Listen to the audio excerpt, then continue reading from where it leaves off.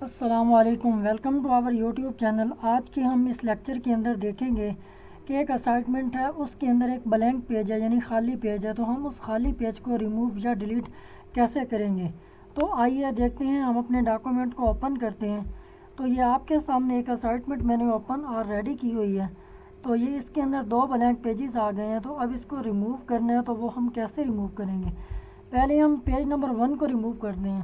اس کے لیے ہمیں کیا کام کرنا ہوتا ہے، ہمیں جس پیج کو ہم نے ڈیلیٹ کرنا ہے اس پر پہلے اپنے کرسر کو لے کے جانا ہے، اس پیج کو آپ نے سلیکٹ کرنا ہے۔ سلیکٹ کرنے کے بعد آپ نے کیا کام کرنا ہے، اپنے کی بورڈ پر ڈیلیٹ والا بٹن ہوگا تو وہ آپ نے ایک دفعہ پریس کرنا ہے۔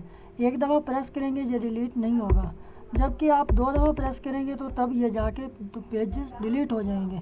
یعنی کہ ڈبل دفعہ آپ اس کو پریس کریں گے تو آپ کے پاس جو بھی خالی پیج ہوگا تو وہ آلریڈی ریموو ہو جائے گا، ڈیلیٹ ہو جائے گا۔